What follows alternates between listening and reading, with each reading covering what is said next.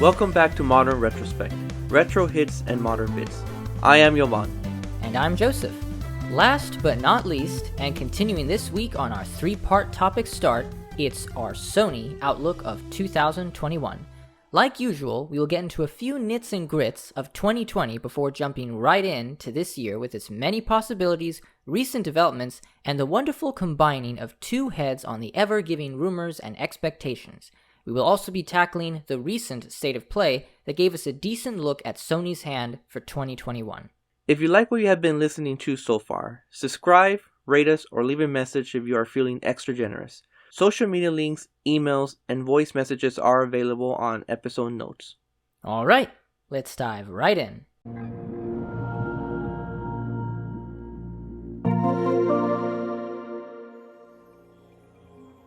So, despite the pandemic last year, Sony still had quite a busy release year on its software side.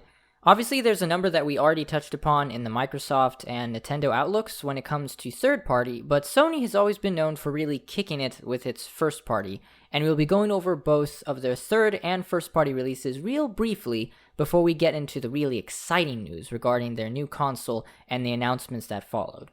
So first off, we had Dreams, a game that was in development for I think about 5 years. It really scratched that creative itch for a lot of people. I do think it has some amazing tools. I have it myself, and I still haven't given myself enough time to really learn all of it, but it's some pretty exciting stuff. I saw some videos, and the stuff people make is crazy. Yeah, it's insane what people are able to do. It's a very versatile tool system, and I can see why it took them so long to make it. It also has a really good single-player story that they said they created the entire single-player story with nothing but the tools that they created for in Dreams to show what is truly capable of it. And it's a really, really cool little story. I really think that's amazing. Yeah, it's like a 3-hour experience. And then we had third-party games like Darksiders Genesis, which is a more isometric shooter kind of slash game, kind of like Diablo, which was more like a spin-off. We had Doom Eternal. We talked about that in the Microsoft showcase. It's a really great sequel. I'm really interested to see what they do for the third one, and they still have DLC coming out for that one. We have Persona 5 Royal, which is an enhanced edition that they released for PS4 that you can also play on the PS5. It's a really big RPG title that's exclusive for Sony right now. A lot of people want it and other stuff. I have the vanilla version. And I contemplated buying the Royal Edition, but I couldn't do it. I already have the vanilla version, and it's just way too much time to sink in. It's gone on sale a couple times, and I've really actually held myself back from buying it just because I'm like, oh my god, if I buy this, it's going to be a huge game. And I've got quite a few RPGs I need to finish before then anyways. We also had Resident Evil 3, which we talked about also in the Microsoft one. A well-made remake of Resident Evil 3 that kind of follows in the same footsteps as Resident Evil 2, but I think you mentioned it was a little more action-oriented instead of more horror-like. It's also a lot shorter. A lot more action-oriented. Biggest release that they did was Final Fantasy VII Remake. I had an amazing time at that game. I can call it one of the greatest gaming experiences I've ever had. It's a pretty big thing to say about it, but I fully enjoyed it. I played it twice. I basically played it on hard immediately after I'd beaten it. It's a great game. There's some padding in it that people will write about that I wish wasn't too much in it, but it is a great game. I think I mentioned I would love for you to play that game. I think you said something that you had it right now. I do have it. I put in 2 hours into it, but I haven't gone back. Now, that might be a good thing considering what's coming up. That's true. We'll get back to this in just a bit. We also had Trials of Mana, a really nice third-party game that was it a remake of an older game? Yeah, and I actually want to talk about this very briefly. So I did play this one and I passed it. Funny enough, I didn't play the Final Fantasy VII, but I did play Trials of Mana. Now that is a remake of a Super Nintendo, or should I say Super Famicom game. The sequel to Secret of Mana, and it never came here to the US. It was only a Japanese exclusive. It's a very good game. I wouldn't say it's the greatest game I've ever played. There's a lot better JRPGs from that era. Maybe not a lot better, but it's not Final Fantasy VI.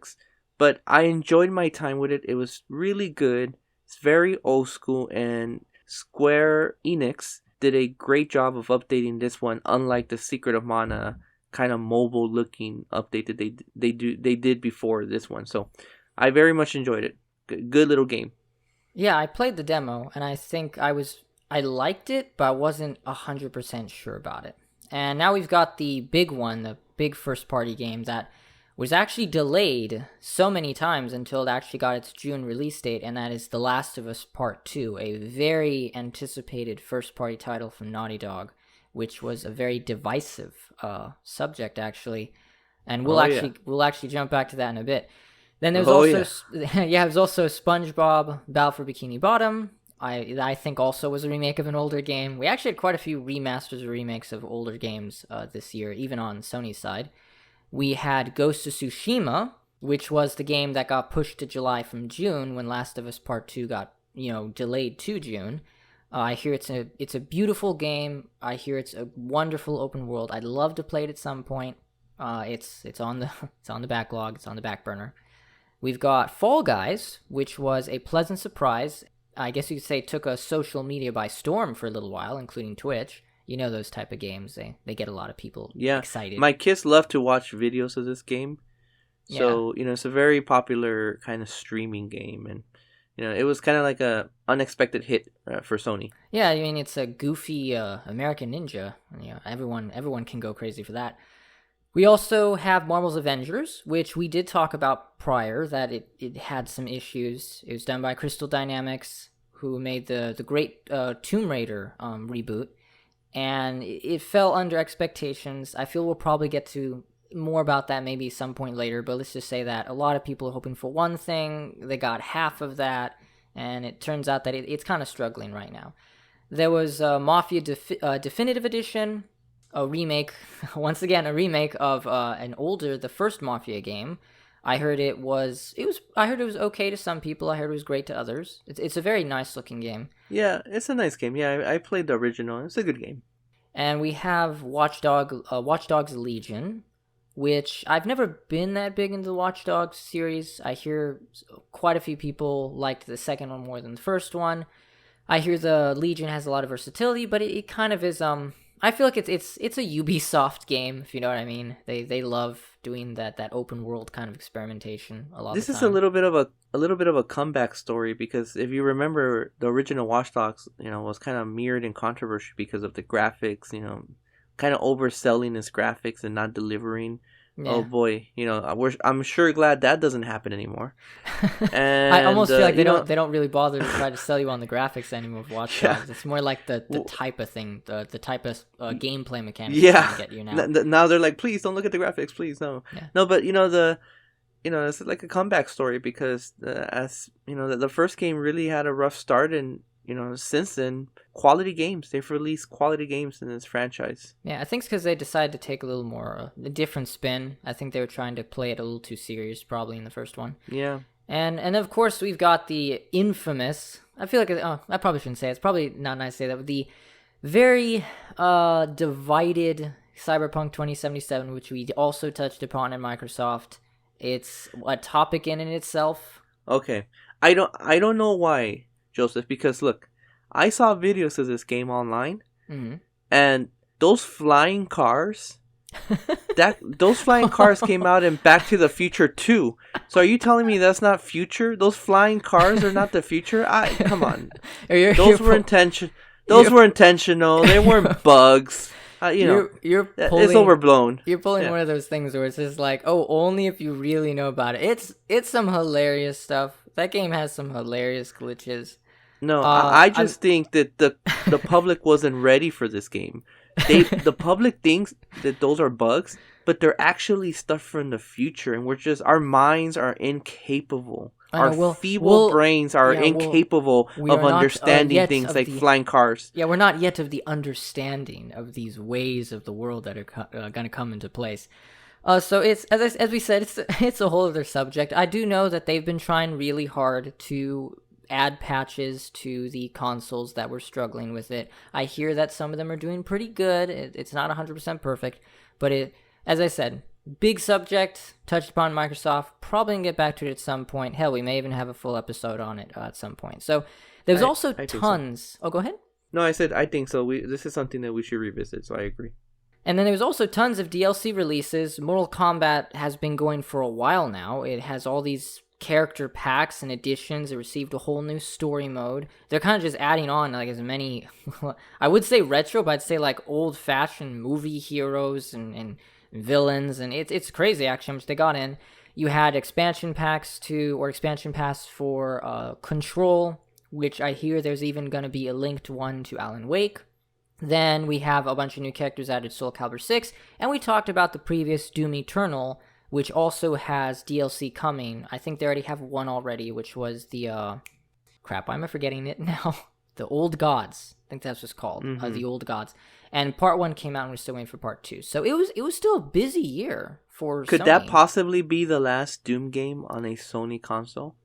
And, that begs a good question. I do know we mentioned that Microsoft said it'd be on a case, or I forget his name, but the CEO of Bethesda actually mentioned that now that they're on a Microsoft, it would be at a case-by-case basis. But you never know. It could be a way to get more people to jump, or not to jump, but to play more on Xbox. And hey, they could leverage the Gamer Pass like they've been doing for all their first parties. So you make a good point. So with all that said, it was a pretty busy Sony release year. You got some first-party titles, you've got the ever-present third-party, which Sony is in no short of supply of. So was there any game that stood out to you a lot for Sony of last year, before, PS5 news actually came into being? Yeah, actually, so, obviously there was a lot of good games last year. Doom Eternal and Resident Evil 3, Final Fantasy 7. Trials of Mana. Yeah, no, but see, the thing with Trials of Mana and Resident Evil 3, I didn't play those on the PS4. So Resident Evil 3 I played on the Xbox X, just because, the third-party games have been a little better sometimes on that console, just because it's stronger, so I tended to kind of go, for that console as far as third-party games, which was actually the opposite. Before the Xbox X came out, I would get all my games on the PS4 because they always ran better.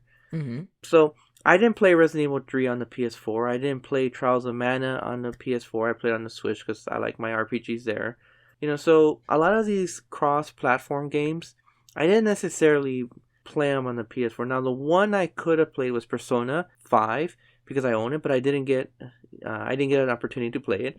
I didn't get an opportunity to play Final Fantasy 7, so that leaves one game, one huge game that if I think back to 2020 for Sony, this is the game that comes to mind, and it's The Last of Us 2. I could not wait for that game. I pre-ordered the special edition, with the steel case, and, I was giddy as a schoolboy when I got it. I could not wait to play it. The first game is one of my favorite games of all time. Love the story, love the characters, and so then I got the game, I popped it in, and I started playing it, and well, I did not like it. I hate that game almost, if that's the term. Like, it'd be a hate play instead. Yeah, I was hate playing that game. It's kind of weird because, and this is a huge topic, obviously, right? This is much more than we could cover in a Sony 2020 Outlook.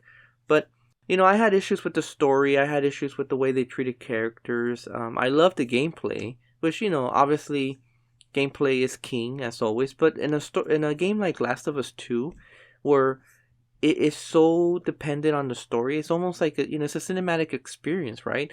This game is kind of striving to be like an interactive movie, so you have to take the story into account. And I just wasn't a fan of some of the characters, some of the treatment of some of the old characters. Did you ever from the first finish game. It, actually? I absolutely did. I beat it. I must have beat it in 3 days. I think I started playing, gosh, I don't remember when it came out. But I remember just sinking in an insane amount of time. I was probably playing 4 or 5 hours a day, and I beat it in a couple of days, 3 or 4 days. But I was just kind of left just pondering, what did I just play? Like, I had to soak in everything that just happened. And I actually ended up playing it again when they updated the game, because they released an update.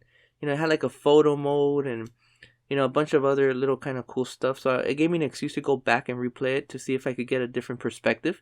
And I still didn't quite like it.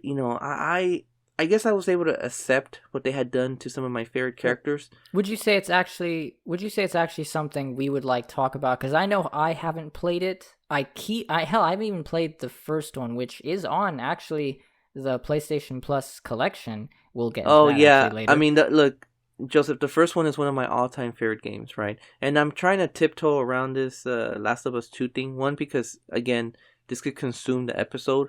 And then also, I don't want to spoil anything for anybody out there or yourself. But it was the biggest game I played last year for Sony.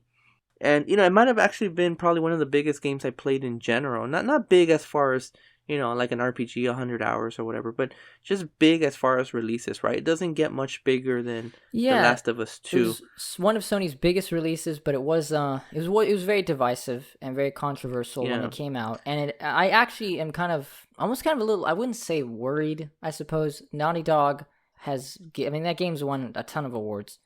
I just feel like it's kind of in a weird place right now when it comes to Naughty Dog, and I'm wondering what we'll see for them in the future. Yeah, I mean, I guess just to end this, it got tons of awards. It got tons of accolades. It got great reviews. So, hey, maybe I'm in the minority and I'm a squeaky wheel, but, I still want to go back and play it again a third time, just because it's so much to take in, especially if you play the first one. This game is just so much to take in. It leaves you, I'll give it this. When you're done playing this game, there's a whole lot to think about. And if that was the goal of the director, I believe his name is Neil. If that was his goal, then, he succeeded. And maybe ultimately that was his goal, not to make a cookie cutter sequel, but to make something that, defied expectations and really left you thinking and analyzing what had just happened. So if that's the case, he totally succeeded. And maybe it's not quite what I was looking for.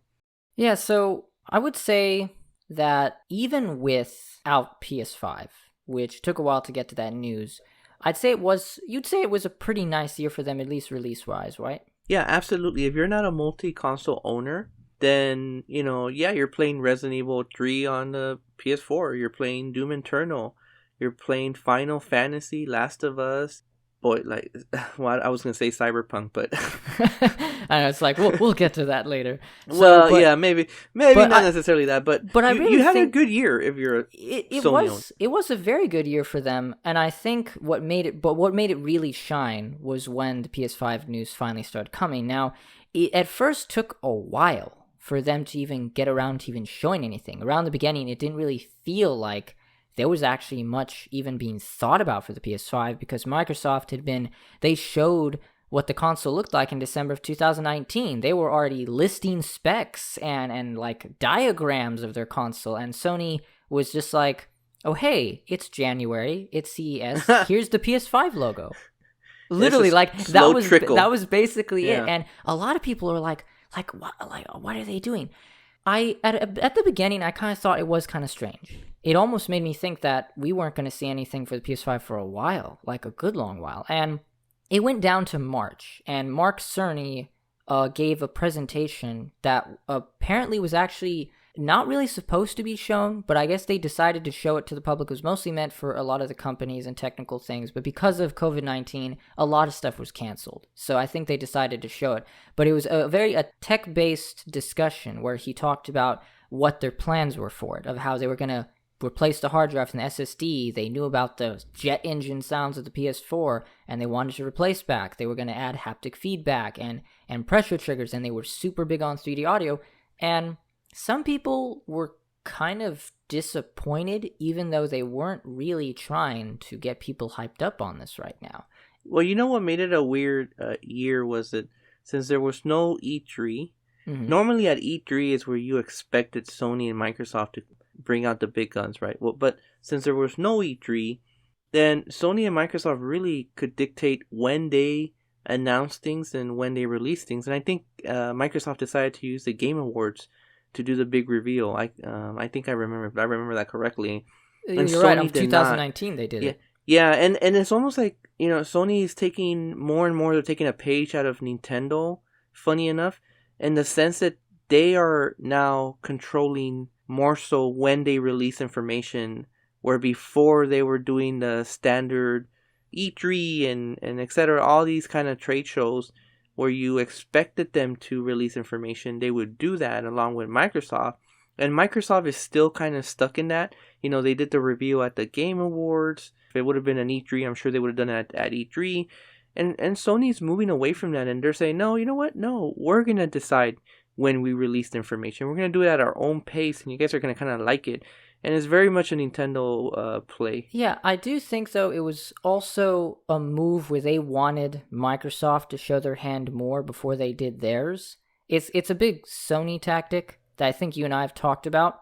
But even I, on a personal level, was starting to really wonder if anything concrete was even going to be coming from them, because you had all these first-party studios that Sony had that were very, very quiet. Like, they released their games like 2 years ago, and you don't hear anything of them. Like, God of War was released, Spider-Man was released. You have these companies just in the background, very silent. And then, Microsoft was ramping up the hype for the Series X and getting stuff ready. And I started wondering, like, are we going to even see anything about that?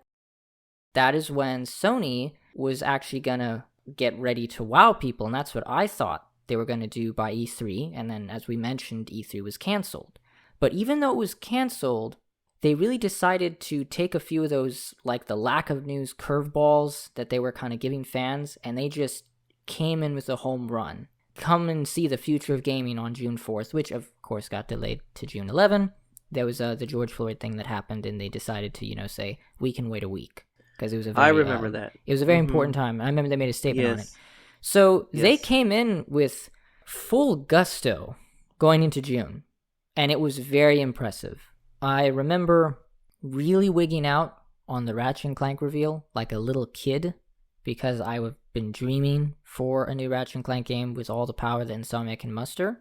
I'm really glad, but they had a lot of games that they were showing off. It was a lot we had never heard from. There were a few rumors, and we'll touch upon just a few of them. We're not going to go through all of them, but just on a few that were like I guess you'd say the showstoppers. So there was Spider-Man Miles Morales, which is a spin-off of the great Spider-Man PS4 that was going to be a launch game. You also had Demon's Souls, the remake of Demon's Souls done by Blue Point Studios, the company Gorgeous that game. Oh yes, the company that remade Shadow of Colossus expertly. Those guys have put themselves up on a pedestal so far for a great remake. What are they called? Blue Point, are they called? Blue Point Studios. They originally just dealt with remasters, and now they're remaking full games. This is a dream of mine, not to get off topic, but I would love if Nintendo hired Blue Point to make all their remakes. Man, that was such a dream come true. That's a different podcast, but God, I would love it. I would love it. Okay. Blue Point is very impressive, actually. They went from just doing one simple remastering to now full remakes, and it's impressive. They're like Sony's panic button. They are, actually. They really are. Or Grezzo, kind of Nintendo's Grezzo. Oh yeah, like the ones who did the Legend of Zelda: Ocarina of Time, Ocarina of Time and Majora's Mask. Yeah. I almost forgot the company, actually. Link to a Past remake. Grezzo also did Link's Awakening. I'm sorry, Link's Awakening. Yeah, that's what I meant. Yeah. Oh yeah, beautiful. That's right. And so now we also have there was Godfall, which was also a timed exclusive launch game, which I thought looked really nice. It didn't really get a lot of good ratings later, but we'll get into that. We also had Bug Snacks, a really goofy, silly game from... This is why I'm drawing the blank right now. I don't remember this game at all. Oh, it was Octodad. It was the company that made Octodad. That's what it was. Oh, yeah. Yeah, very silly concepts for games. There was Sackboy: A Big Adventure, which is a play on the Little Big Planet series. I heard it's good. Yeah, I heard it was a really nice platformer. Some said it felt kind of like a Nintendo platformer, except kind of, Sony-wise. The controls supposedly are much better, because if you've ever played the other games in the series, like the platforming is just awful. He's way too floaty. From what I hear, the controls in this one is a lot more, they're a lot more refined, and due to the controls being better, the platforming itself is a lot more enjoyable. Yeah, I think it's because that was the main thing they wanted to focus on, was a straight up adventure platformer. And I'll maybe take a look at it at some point. In fact, there's just so many games, so I have to like pick and choose. So we also got Astro's Playroom, which is an included PS5 game, which I've had the pleasure to play.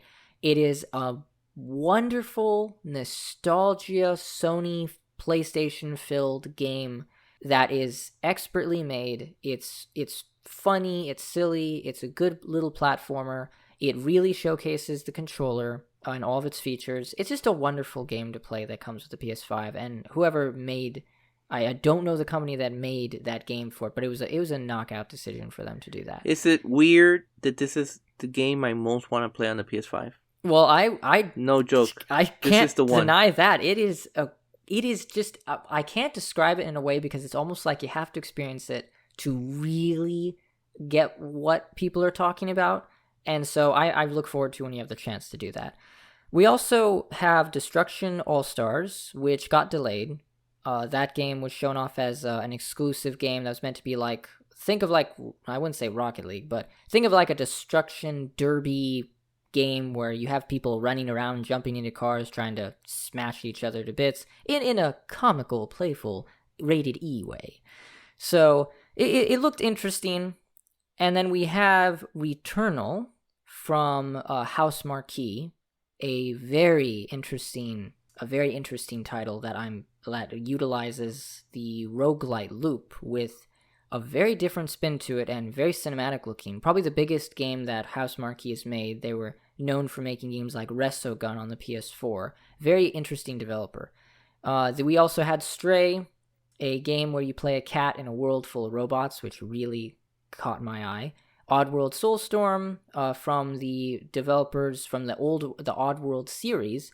It's been a long time since we've seen an actual game from them. There was also Horizon Forbidden West, which was a wonderful surprise. A lot of people wanted a sequel to Horizon Zero Dawn, which is a wonderful game that a lot of people loved. It looked gorgeous, didn't it? It looked amazing. It looked beautiful. And that company already did a breakthrough on the PS4 with that game, so I can only imagine what they can do with the PS5. Yeah, and you know what? Okay, so have you played the Horizon Zero Dawn, the first one?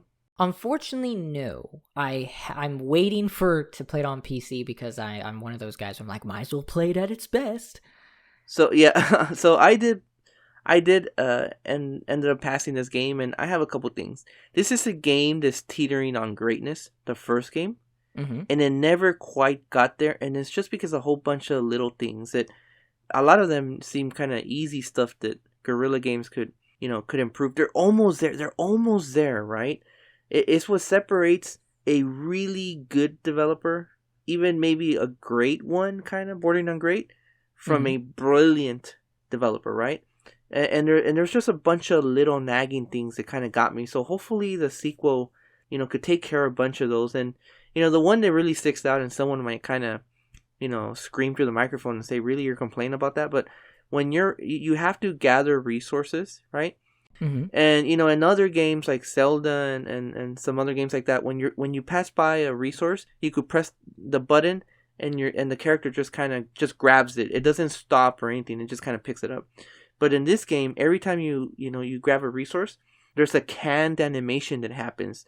It's really pretty, but she completely stops in her place, and then she starts kind of ripping the plants from the ground. It's completely canned, and imagine doing that about a million times during the course of of the whole game, because you have to gather resources for everything, and it just became insane that something that you do so much in the game took so long to do, because they went for the pretty canned animation versus the not as precise, just kind of grab it and the general, she does a hand motion in the general direction of the item, and it kind of magically picks it up. So there's stuff like that Guerrilla Game has to figure out, and I think that Horizon Forbidden West could go from it could be one of those brilliant sophomore entries. So I'm really excited for this one. Yeah, I agree with you. it looks like it's going to try to do a lot of different things, especially like swimming that they showed off in the trailer. And it was their first open world game, and it took them many, many years to make the first one. But you can tell, like, every time someone...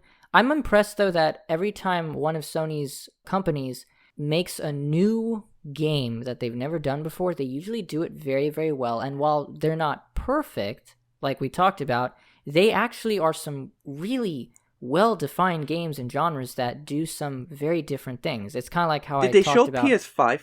They showed the PS5 version. I do know there's supposed to be a PS4 version as well, but I'm kind of curious, like, I kind of find it a little odd that they're doing that, but I think it's just because it was probably being worked on already on the PS4 before they made the decision to go to PS5. Because I feel like... Go ahead. No, you know what's interesting is that they didn't get nearly as much hate as Microsoft did for Halo Infinite for showing off the Xbox Series X version of Halo, but then not looking that great, and everybody, blamed it on the original Xbox One. But, Forbidden West looked amazing. And everybody just kind of forgot that it's also coming out for the PS4. Well, I get the feeling that's a similar thing that goes along with Miles Morales. Miles Morales looks fantastic on the PS5 and also looks really great on the PS4. There are obvious not better niceties, which I may touch upon a little later, because I know I've got to get this thing going, actually. I realize we're still in 2020. But I feel like Sony's first-party developers are very good at working from up to bottom instead of the other way around. They have a lot of resources at their disposal, and I think that's what Sony takes pride in. So moving on really, really quick, there was also Kena Bridge of Spirits, which was a new IP. I'm very interested in it. It's a fantasy-based world. It's also going to have a PS4 variant. There was Deathloop, made by... Pardon me, why am I forgetting the title? It's not Obsidian. It is Arcane Studios, who make the Dishonored series. You also have like other games like Ghostwire Tokyo. There was, Hitman 3, which was coming out later that year. There was Goodbye Volcano High, Solar Ash from the developer Hyper Light Drifter. That's a tongue twist. And then Little Devil Inside, which was an enjoyable indie game that looked really interesting with its art style and the way you're a guy doing a bunch of journeys into mystical lands for his rich employer, which I thought was really cool.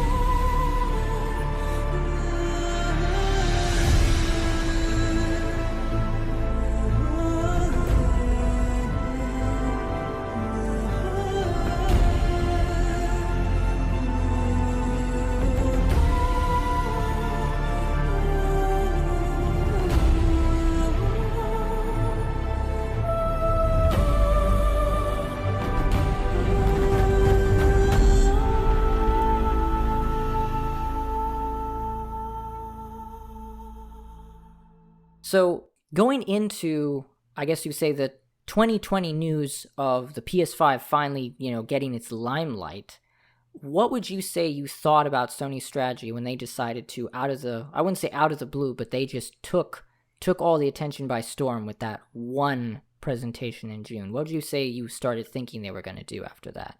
Well, actually, I think they planned the whole thing perfectly. I know people were like drooling for more information, and Microsoft was, at the time, people thought that they were doing a better job coming out with trickling information at a better pace, and people were criticizing Sony because they were just tight-lipped and they weren't showing anything. But in hindsight, I actually think Sony's strategy for 2020 and the reveal of the PlayStation 5 and how they trickled out information, I think their strategy was more successful because they kind of let people get a fever pitch for that system. People were like, come on, we want to know more about it. Give us more information. Sony's like, we're going to give you a drop here, a drop there. And it turned out to be very successful because by the time they actually, opened the floodgates, people were just waiting for it. And it completely stole the show from Microsoft, right? Because Microsoft was almost old hat by then because they had showed off so much already. And people have a very short attention span, so Microsoft showed up they showed their cards, and people are like, wow, okay, cool, we're done with you. Sony, please show us what's next. And Sony's like, not quite yet. So when they finally did, they completely stole the attention, And I think that momentum led into, what we now know as huge PS5 sales. No, you're right.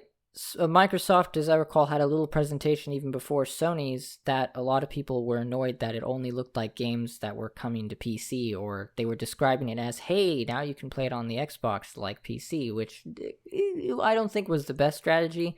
And it left Sony open for the opportunity, which when they had this news, it paved a way for a very good look on them going into the rest of 2020. And there were a lot of announcements that came later. There was quickly afterwards, there was Horizon Zero Dawn that was going to be coming to PC, which was a very odd move for Sony while they were, revving up PS5 announcements and hype and everything. They were like, hey, what is it? Horizon Zero Dawn's coming to PC. And I heard it had some issues when it came to PC, but it was a strange move. It was the first I've seen them really do that.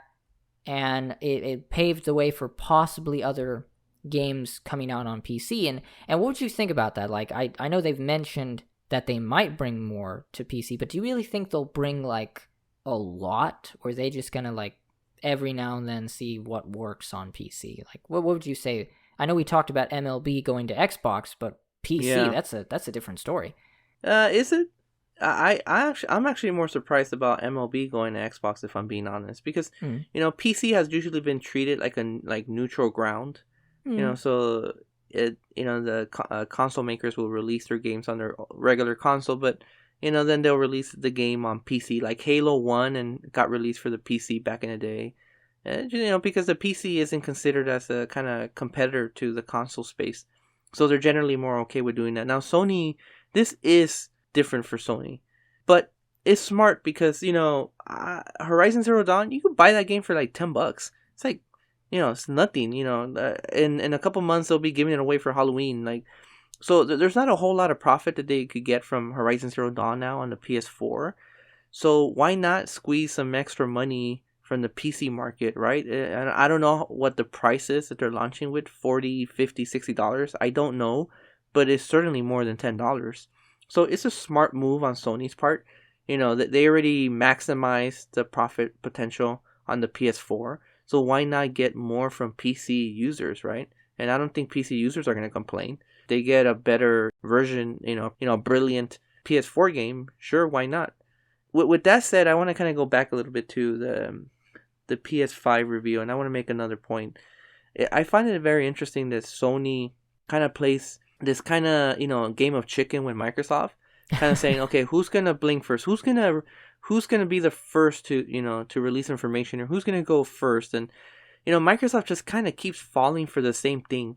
They always end up going first, and it's not a strategy that works for them.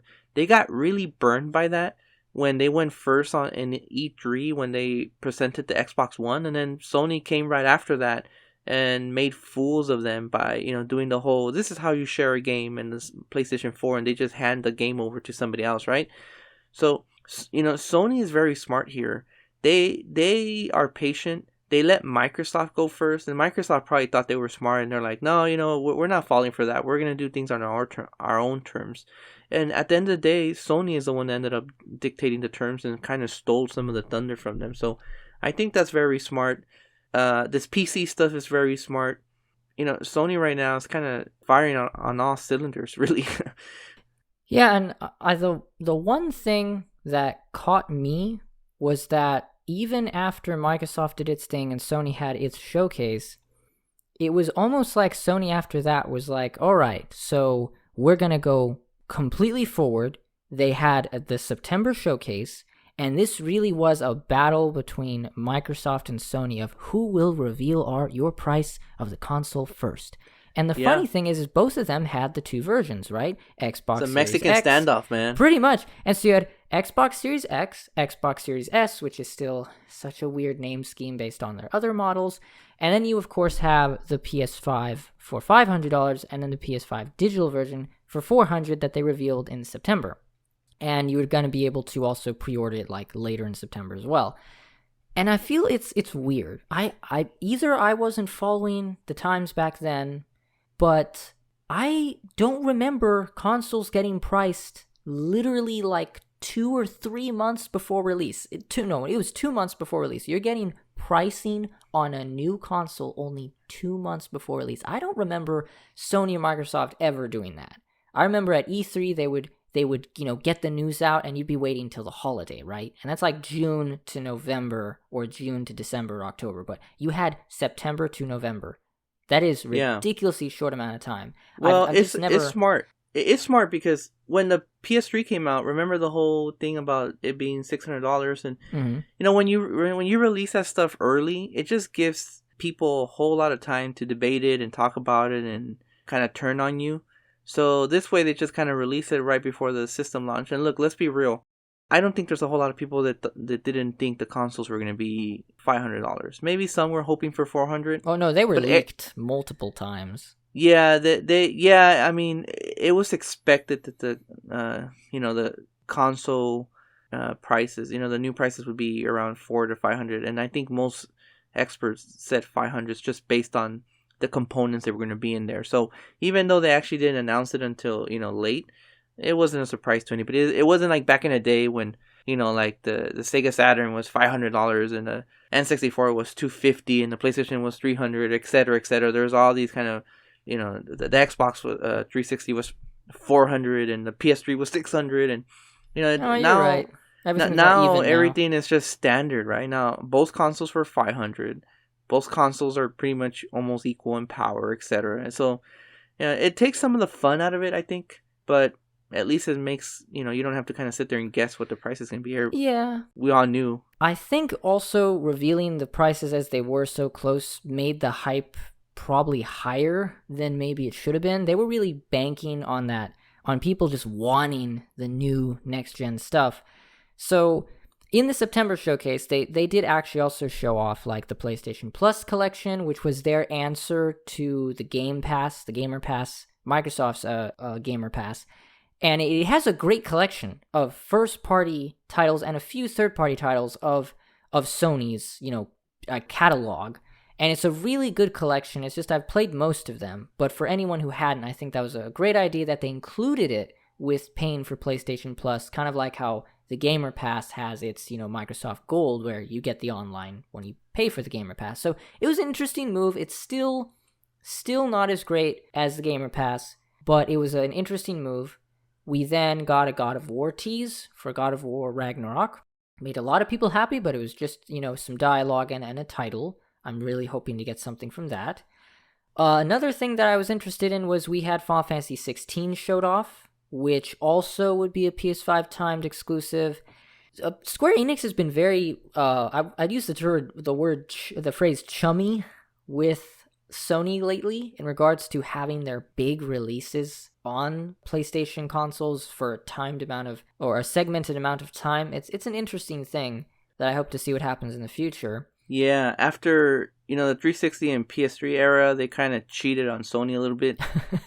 And they're kind of right back to their woman, I know, we started with you, we're going to go forward with you. Yeah, because if you remember, on the 360 era, they announced, Final Fantasy 13 for both the 360 and the PS3, and they were kind of venturing out a little bit but now... Same for 15 as well. Yeah, and with the PS4, they just kind of, came back home and said, you know what, Sony, we missed you. And while they still release big games on the Xbox platform, Final Fantasy 15 was a big get, and what else? Did Trials of Mana came out for the Xbox? I don't know, but there were still releases on the Xbox. I mean, they just recently got Dragon Quest, right? 11. That's a huge release. Although, like 3 years later, so. Yeah, you got a point. Well, there were a few other things that I'm gonna quickly say. It's games are now going for $70. That's becoming a very common thing now for Sony and some of Microsoft. Not every company is doing it, but it is the way things are going for the new games on next gen consoles. It's okay, don't worry. Just wait 6 months and you could get it for $20. Oh, you mean if it becomes greatest hits? No, just when look at what's that game that just came out by Ubisoft? The one that's kind of like a Breath of the Wild, type game. Oh, hold on. Ulysses. Is it you? No, why am I saying Ulysses? God, no, isn't it God something? It used to be Gods and Monsters. Why am I Rise of Phoenix? Yeah, Why am I forgetting? Okay, so I've read it so many times. Oh, Immortals. yeah. So Rise of the Phoenix. The name isn't really important. What's important is that that's a new game that came out, and no more than a couple weeks later, it was down to $30. I remember on Amazon and Best Buy, whatever, $30 I could get it. No more than a couple weeks after the release. Remember, that one might not fall for the category because it's technically a PS4 title and Xbox One title, and it wasn't priced at $70, so we'll see. Honestly, and some people might hate me for this, I don't know, but Spider-Man, Persona 5, Horizon Zero Dawn, God of War. Do you know what all those games have in common? They're all $20 I got them off for $10. So well, hey, those games have been out for a while if you think about it. So it's about like 2 years, and some of them took longer to drop than others. That's for sure. But some of them, like Horizon Zero Dawn was super cheap, not shortly after. So I guess the point I'm trying to make is this. Some people were kind of up in arms over the $70 increase, and I can see why if you're gonna buy it, at launch or near launch. But games drop so quick and so quickly in price, and that. It doesn't really bother me personally. No, I see what you mean.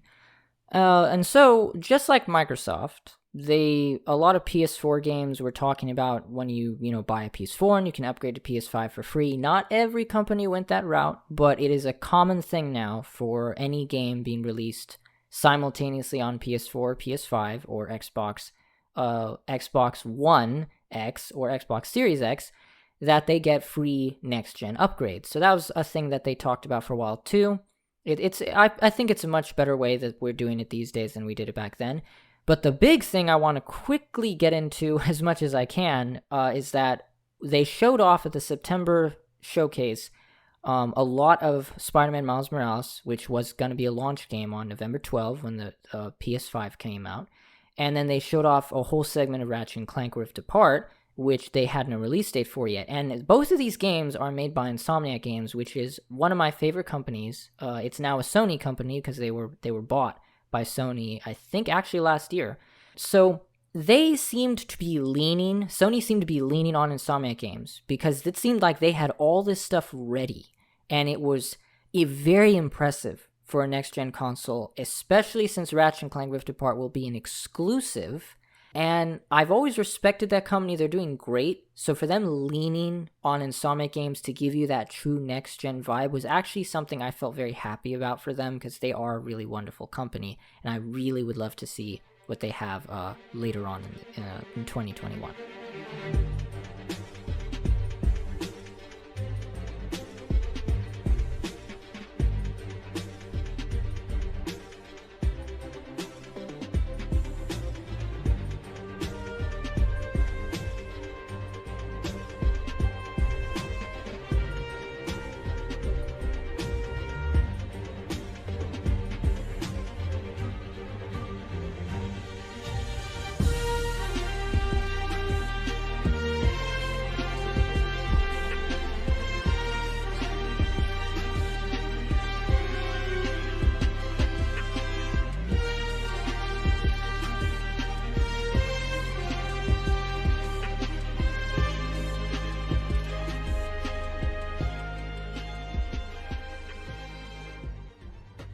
Now, on the other hand, despite Sony being very release heavy and getting a lot of the hype, I would say the launch was both successful and frustrating for a lot of people.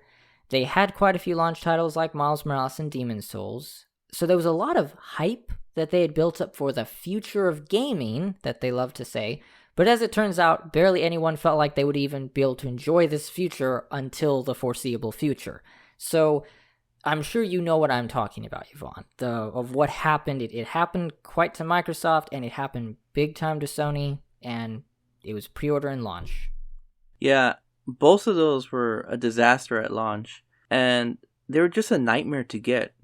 Now, I did end up getting a Series X a couple weeks after launch, and actually it's not that hard to find now. I've had friends and I've say, hey, you want an Xbox Series X? I got an extra one, or it just went up, and so if I wanted one, I could have gotten it even at, if I didn't already own it. But the PS5 has been a nightmare. Now I get it. It's super popular, and it's kind of giving us an indication that this is going to be another great generation for Sony. But it's frustrating. Now I know there's a lot of things that go into it. There's a chip shortage right now, and the pandemic, etc.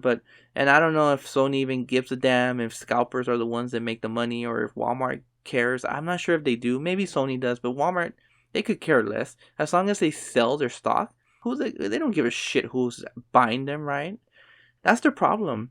Like, for instance, today, right?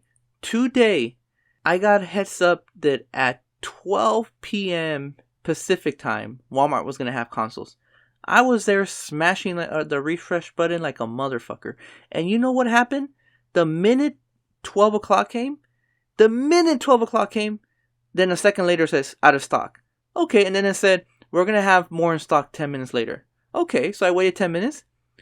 It was 12:10. I hit refresh. The little add to cart button came out. I said add to cart, and what did it say? Out of stock. Okay, and I'm like, well, you know what? Maybe this thing's buggy because it's being overloaded. So I kept refreshing and hitting the add to cart, and it would give me error message or out of stock, error message, out of stock, and eventually it would just say, come back in 10 minutes. Come back in 10 minutes. So I went from 12 o'clock to 12:10 to 12:20 to 12:30. You know what, Joseph? I think I waited up till like 1:30, and I said, F this bullshit, man. It was infuriating that for an hour and a half, all I was doing was waiting in intervals of 10 minutes so I could smash the refresh button, see the add to cart, click on it, and get a out of stock option. It was just absolutely ridiculous, right? If that's all that was going to happen, I don't know why Walmart just didn't release all their effing stock at once so I could see that stupid out of stock option one single time and move on with my life. But they had to torture me for an hour and a half, and it kind of sours you on the whole experience because I want a PS5, right? I want to talk about my experience with the PS5, but so far all I'm talking about is my terrible experience trying to get a PS5. And if Sony thinks that I'm the only one having this experience, they're kidding themselves. Now, I'm not placing all the blame on them. There is real world stuff affecting it. I'm sure if Sony, if it was up to them, they would have as much stock available out in the wild that people could buy. But, the reality is that that's not the case, and people are really souring on the experience, right? If I don't get one soon, I'm just going to say, you know what, screw it. I'm just not going to get one. And I know a pro version is going to come in 2 years from now or whatever. So if I have to wait a year to get a PS5, I'm going to say, fuck it, I ain't going to get a PS5. I'm just going to wait another year to get the pro version, because if I spend $500 on a PS5, then they announce the pro version, there's another $500, it's going to piss me the hell off. Well, I would definitely say that I think what contributed probably worse to this whole thing of why you're actually probably having so much trouble is it's much more of the digital age that we live in such a big way now that scalpers utilizing bots in the worst kinds of ways. I've never seen bots used more horribly than in 2020. And I do feel that there was certain limits because I got lucky. I got very, very lucky. I don't want us to stay too much on this, but I got very lucky. No, I do want to stay on this. I'm sorry. I'm gonna have to come right back in with another rant, right? F bots to hell, right? Back in the old days, you would stand in line in the freezing cold, and if some asshole tried to come in and cut you or cut in line, or try to rob you or whatever, at least you could see the asshole face to face. Or at least you could see his ski mask at the very least. But a bot, you don't even see these pricks. And in a second, half a second, they snatch up all quantities and they leave you there like an idiot. And you don't even see who did it. Like, these bots are just infuriating, right? Just completely infuriating. At least back in the day when you stood in line, at least you had a chance. That's true. At least you had a chance.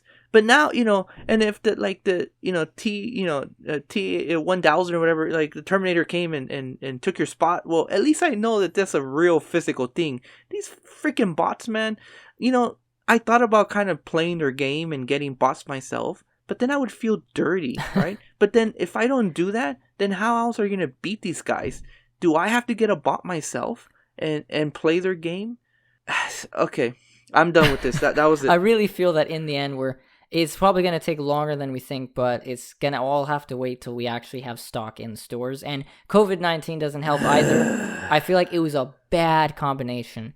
I almost feel like there's not really any one thing to blame, but it is I'm not excusing scalpers. They are the worst.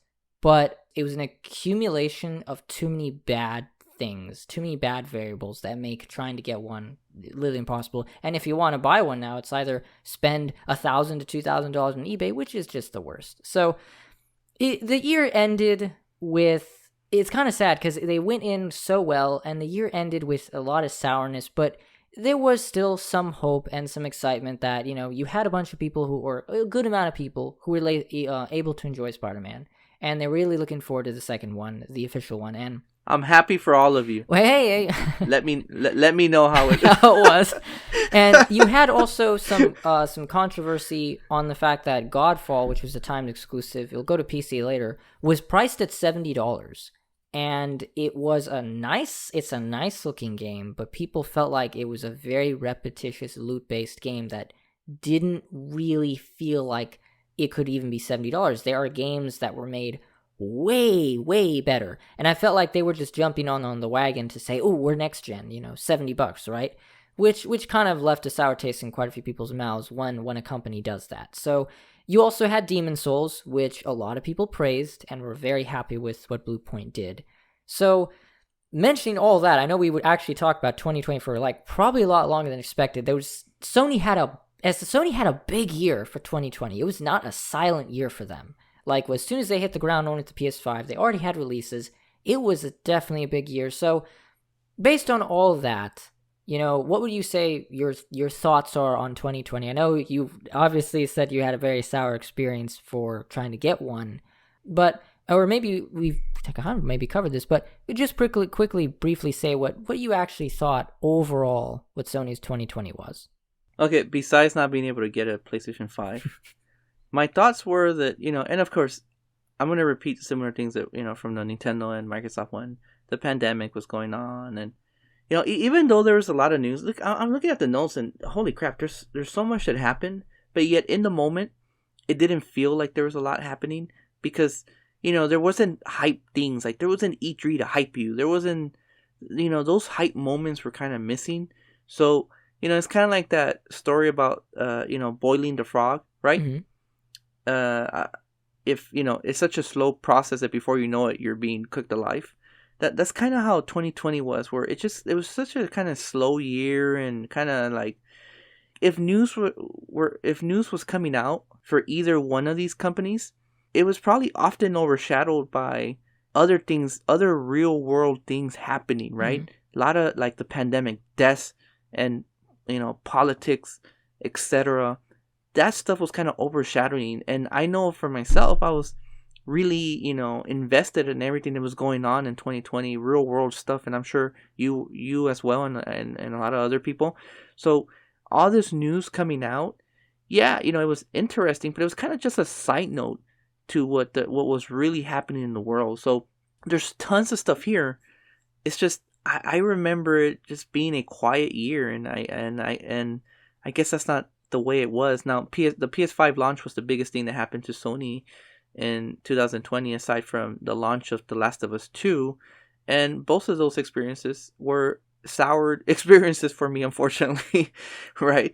So that's kind of my thoughts on 2020 for Sony. Now, to end on a high note, just because I had a bad experience with The Last of Us 2 and a bad experience with with trying to get a PS5, that doesn't mean that Sony isn't clicking on all cylinders. Like I said, right? There's not a whole lot that I could tell right now that they're doing wrong or that they did wrong.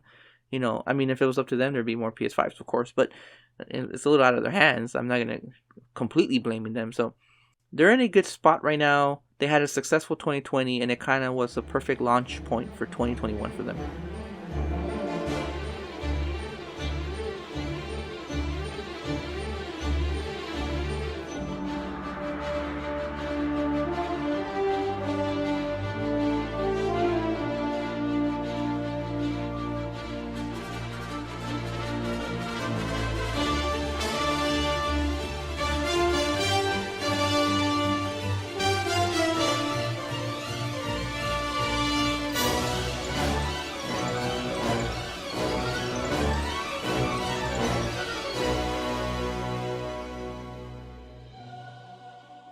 So now that we've talked about 2020, we're going to be moving into 21. I actually myself didn't realize actually how much time we're gonna spend into 2020, but it really does seem like a lot happened. So let's move straight into 2021.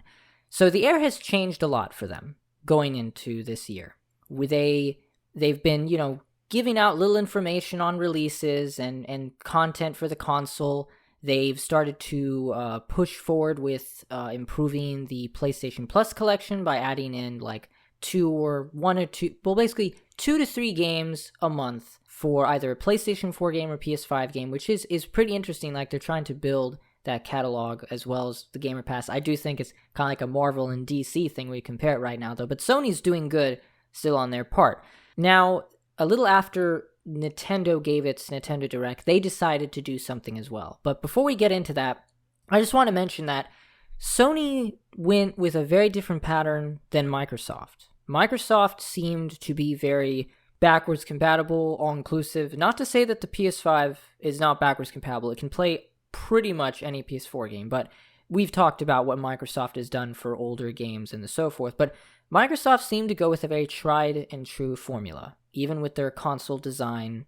Their controller is a very, if it's not fixed, don't break it, or if it's not broke, don't fix it. And while Sony went a different direction, they created this outstanding controller, which I've had the pleasure to use with the trigger, the haptic feedback, and the pressure triggers, and just the overall design of the PS5 and the look of everything is very, very different. Would you say that they always try to give this, premium feel to their stuff? They're very rigid with that compared to what Microsoft did for their next gen. Yeah, I think so. They're pretty good with that. They did that with the PlayStation 1 with their kind of little startup screen. It was unlike anything before that. They did that with the PS2. It had a very elegant coming, kind of blending in and with that iconic sound. And the PS3 also was very elegant. PS4 followed suit, and then from what I hear, the PS5 as well. So Sony has always been big on that, and their products have always had this premium feel. I mean, have you ever carried a PS3 launch model? Yes. That thing could crush you, right? It could be a murder weapon. It's probably as heavy as an original Xbox, but unlike the original Xbox, which is heavy but yet doesn't always feel like a premium product, the PS3 did feel like a premium product, right? Their Vita and PSP launch models felt premium. So they really do a good job of making you, when you buy a Sony product, you do feel that you're buying a premium quality. Now, opinions differ whether, you're actually getting one. But I would argue that, yeah, for the most part, you are getting a premium product, although my PS3 kind of crapped out on me. But none of them are perfect. Yeah, I think it also expands into their software. It went a different direction in regards to design, probably the biggest change I've ever seen for Sony. And they wanted to give that next-gen feel, while Microsoft, it seems like they wanted to give that next-gen feel too, but they did it in a different tactic. They wanted to make everyone feel like they were getting something new, even for older consoles. And that with the Series X, there's like just more power and being able to do more. Well, Sony was like, no, this console is meant to be the, future of gaming. No, you know what? I think that's a good point. And I think the PS3 really taught Sony a lot of lessons. Because, the DualShock came out for, the PlayStation 1. And then they roughly used the same controller for the PS2. It had the analog buttons, etc. But let's be real. It was the same exact controller. The PS3 had the same exact controller. In fact, it was missing features like Rumble at launch. Except it was wireless. Yeah, I guess, yeah. But that was to be expected. And it's just, but the controller was the same. I felt it was the same. So it was boring. It's I'm one of those people that I'm not a huge fan of the original PlayStation controller, the DualShock controller. I thought it was kind of uncomfortable, and I never liked the triggers, etc., etc. So, and I thought it was getting stale. Ever since the PS3 kind of came out slow out of the gate, Sony took a different design philosophy with the PS4. They made it easier to develop for. They redid the controller. It was by far the most drastic change they've ever had in their controller. Not a big fan of the look of it, though. That's for sure. No, well, the look. Well, you know what? I don't find the look offensive. Well, I mean, it just looked a little odd to me. More importantly, Yeah, I guess, but it was comfortable. It had a almost a little bit of a GameCube feel with the way kind of those the way the handles were kind of rounded. But I was a fan of the controller. I thought it was a big step in the right direction. And from what I hear, this new controller that they have is even better than the last one. I would say that by a far margin. I do know they were experimenting a little bit with the PS4 controller because they had an Astro game for the PS4 much later that kind of experimented with the idea of utilizing the controller in a fun way. But I'm very impressed with what Sony wanted to do. They looked at every single design feature that they wanted for the PS5, and they're like, what can we do to make this more immersive?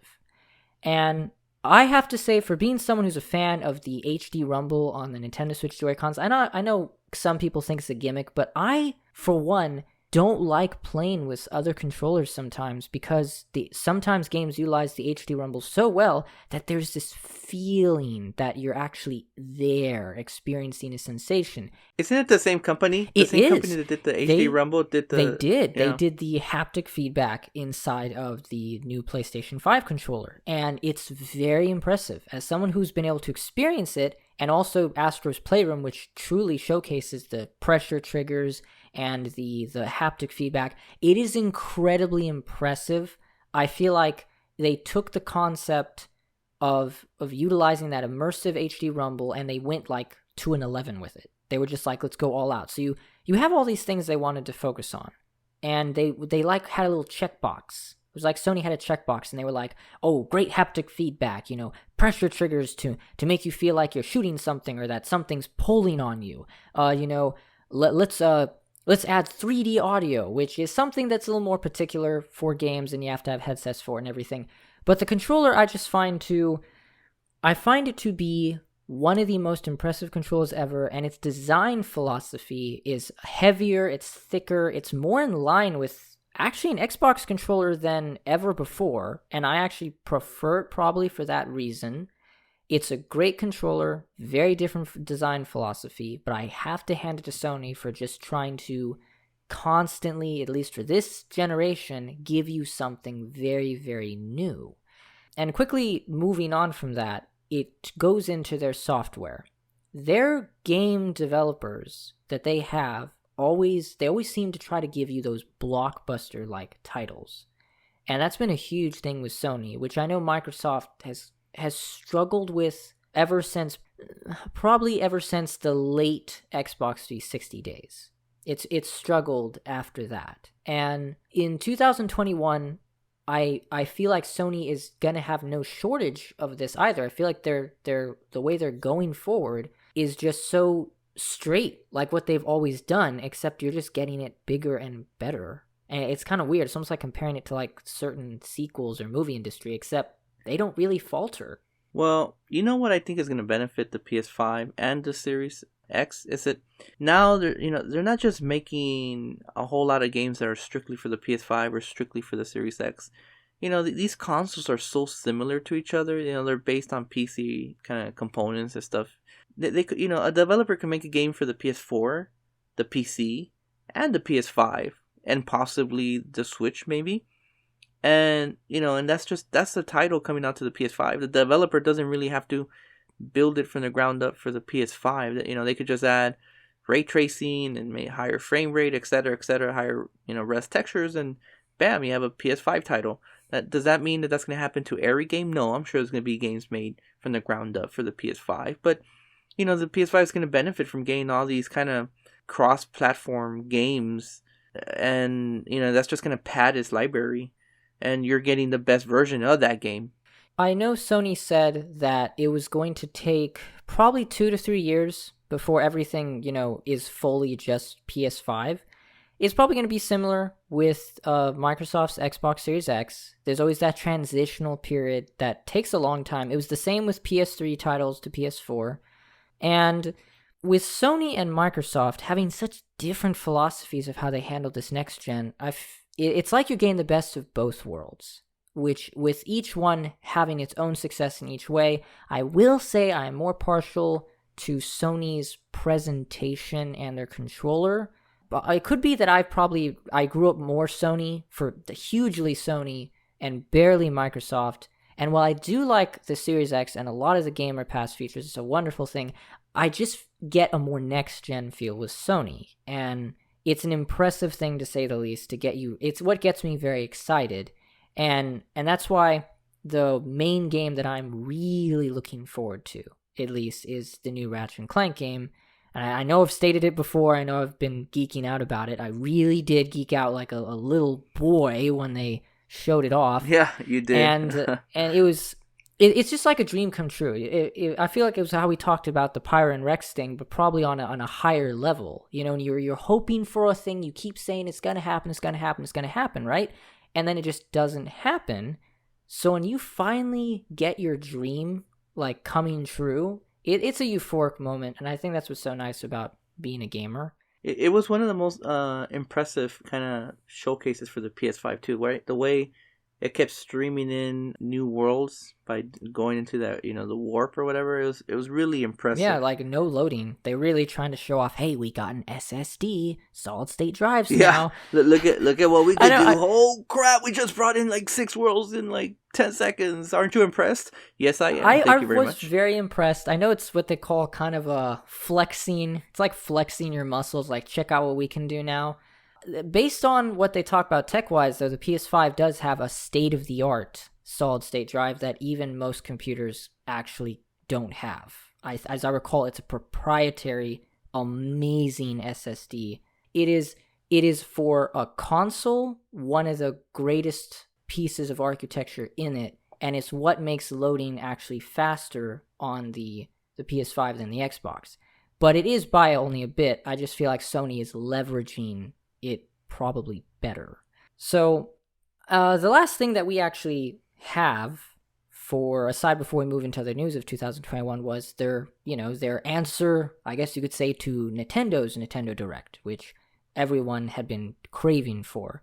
Sony had its deep dive state of play on February 25th, about a week after Sony did its Nintendo Direct. And it wasn't that long. It was about 30 minutes. And we got a couple more news of games that when they're coming out, some that are really interesting, some that are games that probably some people are going to pass on. So we can. I'll ask you, like, when you started watching the state of play yourself, what did you feel compared to Nintendo Direct? Well, I thought it lacked energy, if I'm being honest. There was some cool stuff in there. For instance, where is that? The Sifu, right? Mm-hmm.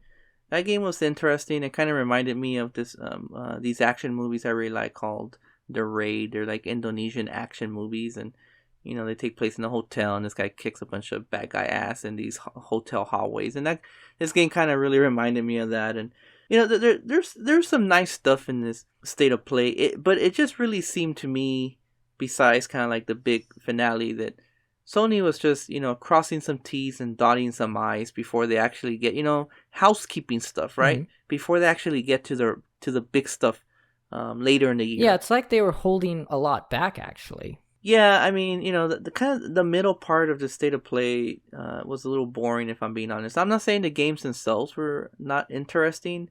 It's just some of them didn't interest me. Like Five Nights at Freddy. I'm sure somebody was doing cartwheels similar to you with Ratchet and Clank, but it didn't really interest me. Solar Ash, those guys are great developers, but I wasn't. It was nice. I'm glad. I'm glad it was announced. It's just it wasn't really kind of setting the world on fire, and it was missing. It's just missing energy. It could have used maybe one or two more kind of hype moments. In the state of play. You have a point. I feel like it was them trying to show their hand similarly to Nintendo's. Just it wasn't as plentiful. Is the word I'd use. Maybe it's a presentation. Maybe Sony just has to be a more kind of like, kind of how Nintendo trolls people and they do like these like, but wait, there's one more, but wait, or this and that, and or how they kind of started off the Direct with a big bang, with Pyra being smashed and stuff. So, maybe the content itself isn't bad here. I don't think it is, but it could have been reshuffled in a way that it had more energy. No, you're right. There was an odd thing they did, and that was they quickly released a trailer a release trailer for Ratchet and Clank that was nothing really we hadn't seen before in other presentations to give the release date. I thought it was weird because they kept pushing it to be like their big title of 2021. And when they showed off the release, it's like, oh, get it June 11. You can pre-order it now. It's got like the cover art and you can buy it off the PlayStation Store now. It's the big exclusive. But it was really weird that they just threw it out there. And I do believe I think I know why, but it's kind of an hypothesis because based on their state of play, they gave release dates for Returnal, which got delayed to April. They gave a release date for Oddworld Soulstorm, which is going to come to PlayStation Plus on April 6th. And they actually gave a release for Kenya Bridge of Spirits that'll be also on PS4 in August, and also the delayed Deathloop, which is a timed exclusive on May 21st. So they were kind of bullet pointing the months like Nintendo, but I just thought it was really weird that they didn't include like a better trailer for Ratchet and Clank and then put it in there. Well, two thoughts. Not Ratchet and Clank. Crash being the opening to the State of Play. They're probably thinking, Crash, there's a lot of nostalgia there with Sony fans, so it probably made sense for them to be the opening because they probably thought, hey, Sony fans, it's going to be a hype moment, right? They remember Crash from their childhood. But the problem is, Crash, after the PS1 era, it's been hoarded around on every console since. So, while there is an association with Sony consoles, not as strong as it used to be, I'm not quite sure if that was the best opening for the State of Play. It could have been kind of like a side note, really. Deathloop, which you mentioned, I think you said it got delayed, right? Yeah, it was supposed to actually be a launch title. Okay, so that is disappointing. But do you know what is not disappointing, Joseph? What? That absolute fire track that played during the trailer. That was the high. No, you're gonna think this is blasphemous. That was the highlight of the State of Play for me. That music and that trailer. I think, what was I doing? I was in the kitchen kind of making food for the kids or whatever, and that music came on, and I'm like, whoa, hold on, kids. I gotta see what this trailer's about.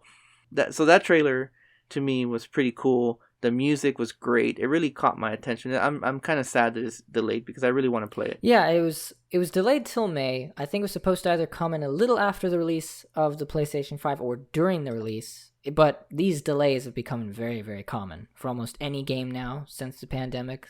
Many delays. But you are right about that song. I was enjoying what I was seeing. I was enjoying mostly of what I was seeing on the State of Play. When that song did come on, though, Deathloop has been on my radar for a while. But that song, it gave me like Metal Gear Solid 3 Snake Eater vibes, where you've got that jazzy music, you've got that lady, got that lady singer, and to top it all off, they say the name of the title in the song.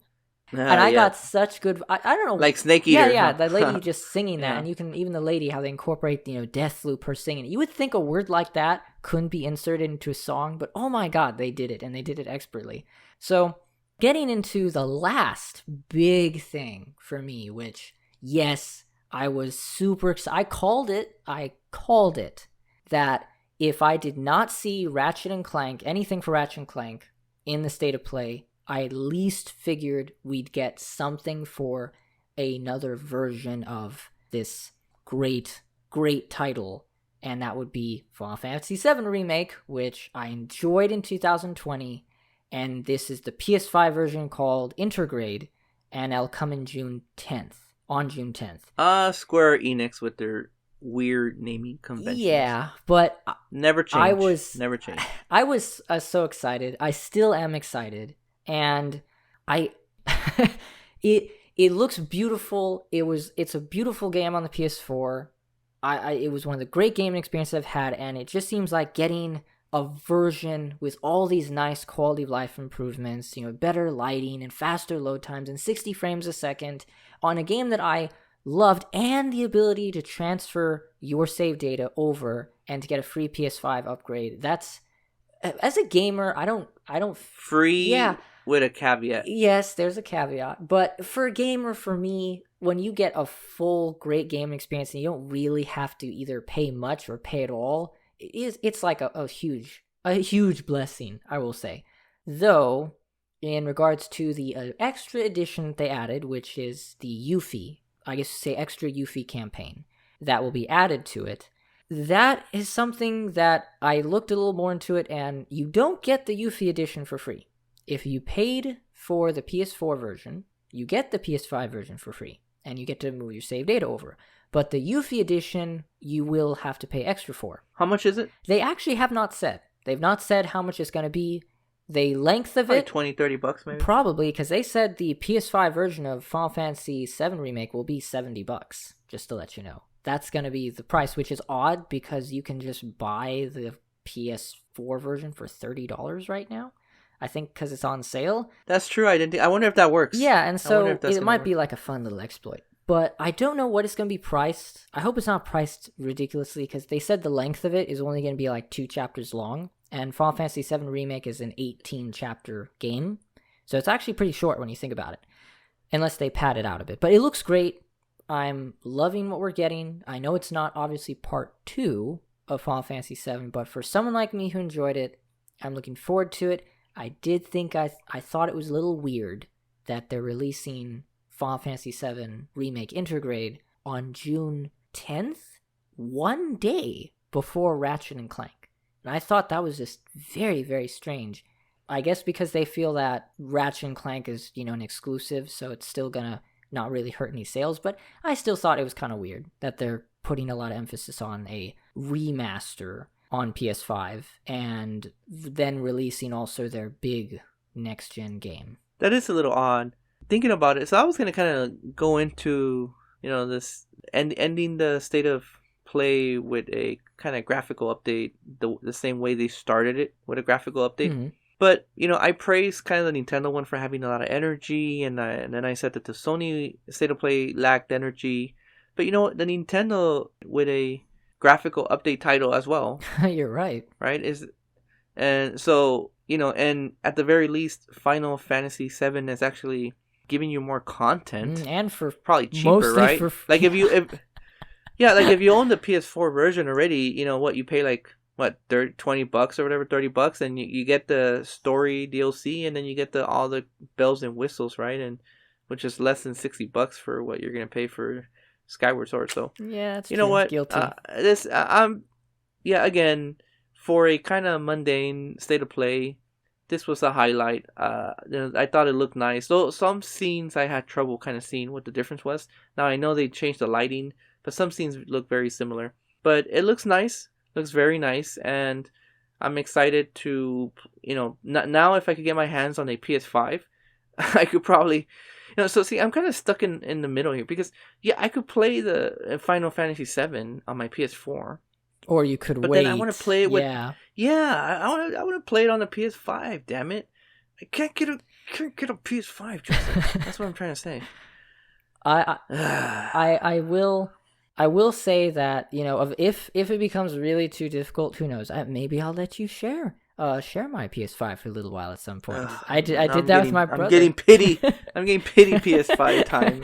So one last thing I want to touch upon. It's not Final Fantasy VII related, but it was a fun thing I found out on the fly at one point that was an interesting tidbit.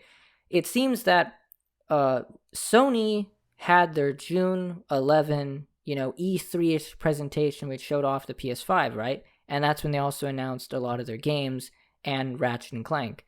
I found it so interesting that everything was announced on June 11, and Ratchet and Clank is being released on June 11 this year.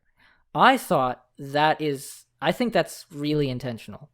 And I'm wondering if it's them trying to really show that thing they talked about where they said they wanted to cut down development time to practically nothing. And I don't mean development time as in like for a game, but like having to learn a new system. They wanted to cut it down so far that people and developers can just start making their games when they get like a PS5. What they call it, a PS5 developers kit, that they can just start making their games. Well, these consoles are so similar to PC nowadays. Yeah. That if you know how to make a PC game, these consoles are kind of off-the-shelf PC part. Not all of them, obviously. There's differences, like you just mentioned, the internal memory that's very specialized. But, overall, they're kind of PCs, right? So, developers, if they've learned over the years. It's not like you had to learn how to develop for the PS3, but then you have to learn how to develop for a 360 and etc. Even the Switch is, very similar to mobile chips, which developers also have experience with. So I'm sure that cuts down on some development time, and then they probably have a million studios helping as well.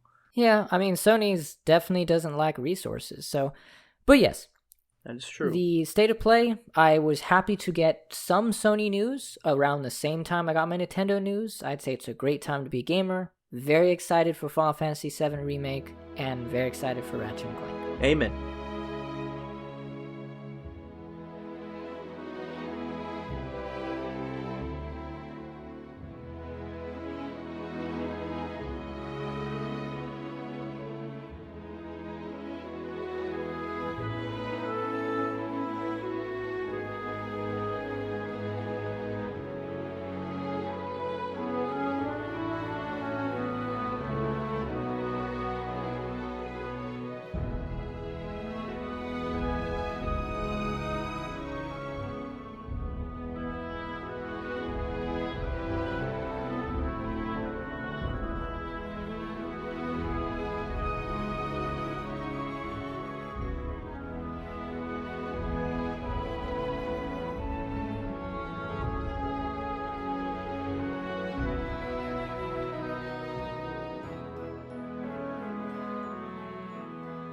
So obviously, as we've discussed, whether it was 2020 or going into 2021, there's a lot of exciting games to look forward to for Sony, and even as third party in general. And there's just a few more things we're going to discuss before we get to our closing thoughts. Some other news for Sony, and then also a couple things to talk about in regards to all three of the consoles and the companies. So PS5 and PS5 and the Xbox Series X both come with a lot of storage space. Now, I was actually wrong on the storage space on the PS5. It's not a terabyte. It is only around 849 gigs of storage when you actually get it. It's actually not a terabyte. The operating system chews up about 100 of those. So you're left with roughly 750, but even after some other things that take up space, you're left with around close to just under 700. And the Microsoft, and the Xbox has a terabyte, which drops all the way down to around 802 or 821 gigabytes. These systems take up a lot of storage, and then you've got the games these days that are very, very large. And the current thing that Microsoft had was, it has upgradable storage slots that you can just plug right in, but they're expensive. It's easier just to buy, like a solid-state drive with extra memory. The PS5 is finally, according to Sony, going to get upgradable storage in the summer, but we don't know what it's going to cost, and we don't know how much they're going to offer for it, because PS5, having such a particular SSD, it has to find other ways to utilize the solid-state drive. That's kind of like a bummer, It is. I feel like we're moving into that era where just so much space is required, and you've talked about it before, that you said it's kind of getting really difficult, even with a terabyte. Yeah, it's like nothing, like my Series X, I filled that up quickly, very quick, especially since if a game has a enhancement, like a Series X enhancement, it needs to be in the internal memory. So for instance, what was that game? Fortnite had a Series X enhancement, and Dead by Daylight had one, and all these kind of free to play games and other games had all these enhancements. And I don't really play Fortnite that much, and I don't really play Rocket League. I don't play that often anymore either. But then if I want to take advantage of the enhancement, it has to be in the internal memory, and it's just kind of taking up space. Yeah. A good example for me, on at least the Xbox side, was two of them was actually Gears of War 5 and the Halo collection. Those are not only very quality made games, but the multiplayer alone, those components take up probably in excess about 40 to 50 gigs, because Gears of War 5 is about 91 gigs, and the Halo collection is like 108. And those are, I understand why, because we're getting all these 4K assets, and that's the same with the PlayStation 5. Hell, Final Fantasy VII Remake on the PS4 was 84 gigs. So it's gonna be one of those, being a gamer, if you want to have digital storage, but even if you buy a disc, it's still going to install a lot of it on the solid state drive. And while solid state drives are great, we are really running into that thing where games now are so resource intensive that it's going to be quite a feat. You're going to be spending a lot of money on storage in the future. I on the Xbox Series X, I'm cleaning the fridge a whole lot. Remember that term from the Wii days? Yes. I'm moving data from my internal memory to external memory, back and forth, right? Now, luckily, it doesn't take a whole lot of time. It's still kind of annoying. Yeah, so only time will tell to see what Sony's going to do to possibly make it nice for consumers, but I don't expect it to be cheap. And there was also the rumored back button attachment for a PS5 controller, which part of me kind of wonders why. The PS5 controller has plenty of buttons, and I mean, it has more buttons than even the Xbox controller. So I just think it's kind of funny. I don't know why there would be a need for it. The controller's already pretty big enough too. So is it like a perpetual, some extra perpetual? I don't think it'll be necessary, but for me it's just kind of an odd thing. Yeah, I'm trying to think what the advantage is. Maybe I don't know. When people play online or when you play competitive games, that kind of split second matters, right? Mm-hmm. So the travel distance between the back button and maybe like a trigger, right? There's a more travel distance in a trigger. So maybe the time it takes for you to press down on the trigger is longer than the time it takes you to press that back button, and that could be the difference. I could be wrong. Honestly, I'm kind of talking out of my ass right now because I just don't know why people use those back buttons. Mm-hmm. But the people that do use it, it's pretty important to them. The Xbox Pro controller has it, right? Like the Elite controller. That's true. That's the first controller that I kind of remember having those. Yeah, you can customize the hell out of those controllers. For sure, yeah. It's a nice controller. So the other thing to talk about is something that has plagued Nintendo Switch users for quite a few years now, and it caused Nintendo to have some legal issues that they're still dealing with even to this year, and that would be analog drift. And it seems that Sony is starting to experience, or a couple people with the PS5 are starting to experience some drifting analogs. I have yet to experience that myself, but it is very strange how going into these new consoles now that is happening. I don't know if it's just a bad way parts are made.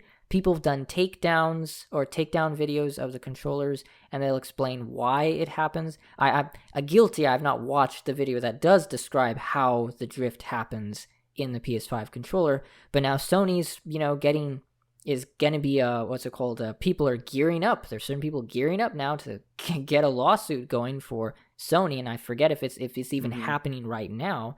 And it's just kind of sad. It's just kind of sad to hear that. Sometimes it's a little depressing to know that, all this nice stuff you're getting is going to have these technical issues.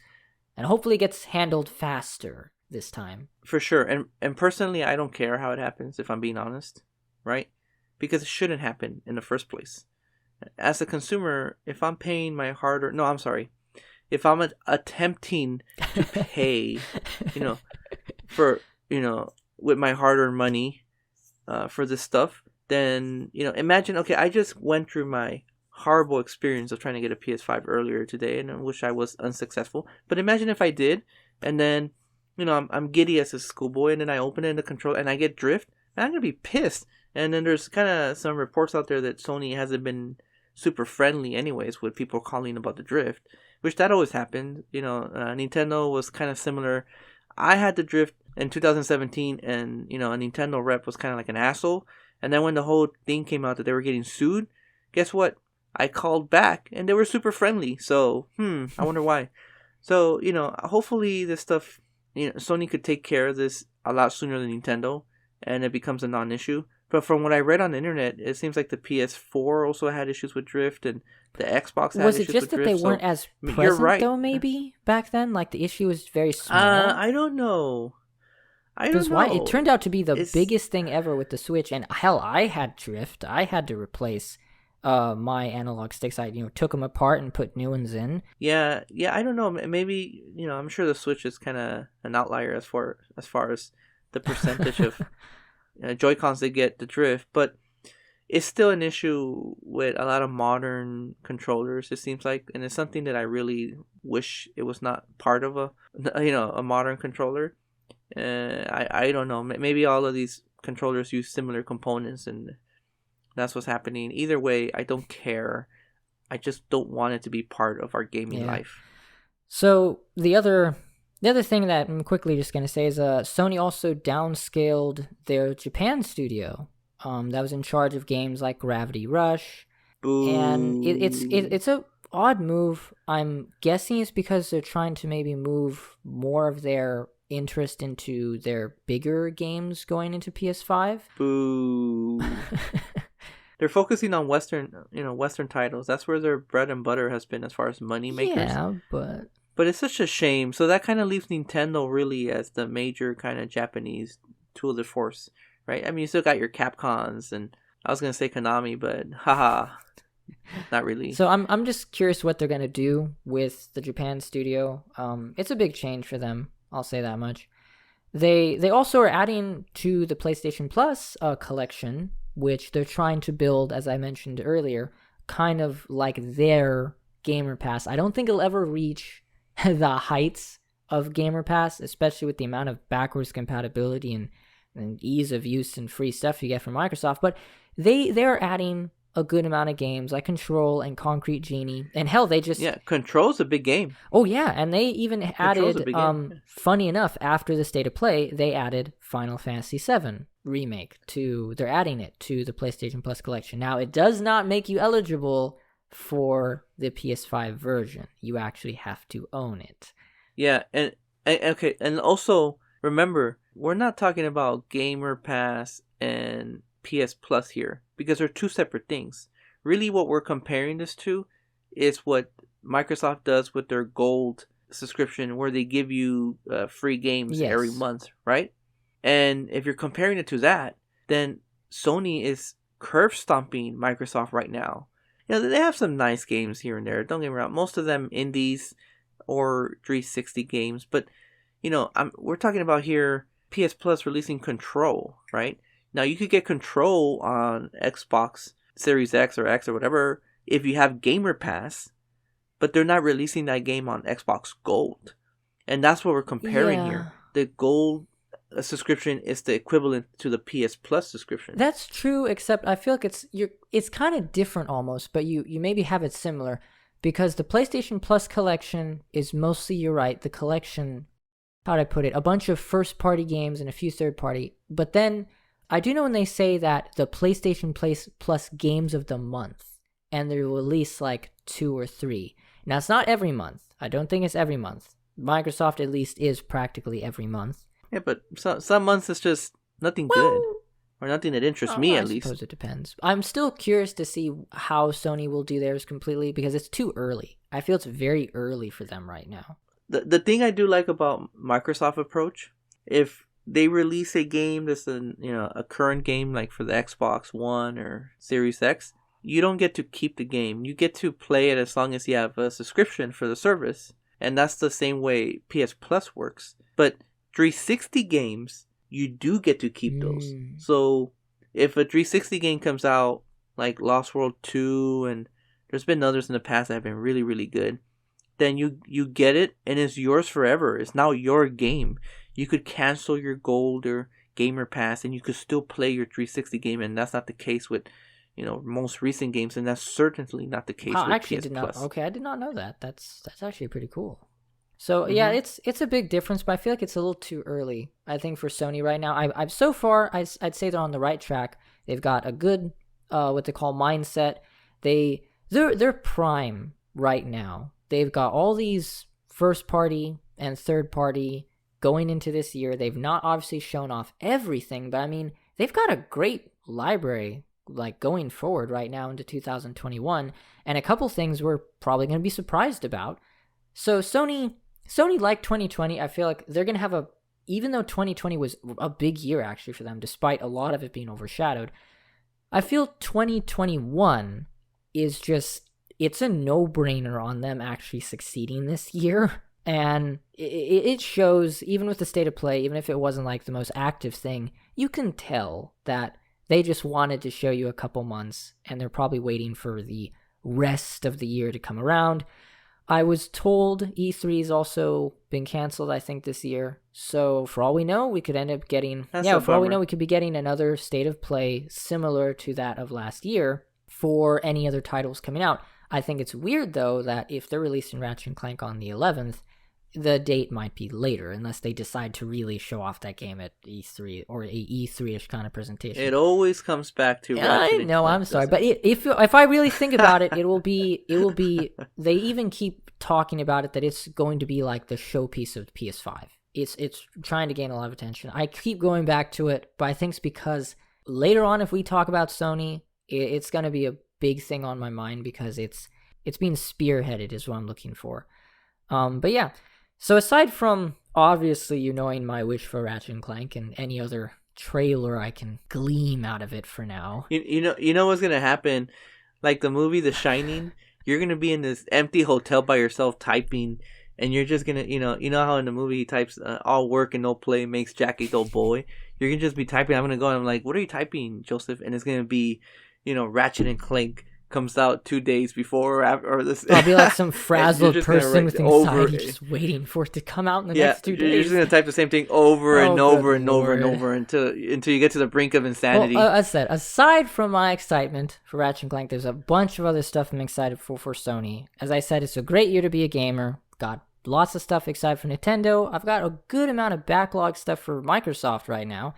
And there's a lot I'm looking forward to for Sony. So what would you say your hopes and wishes are for 2021 on the Sony side of things? Now that, I don't think we're going to have to deal with a lot of overshadowing going on like in 2020.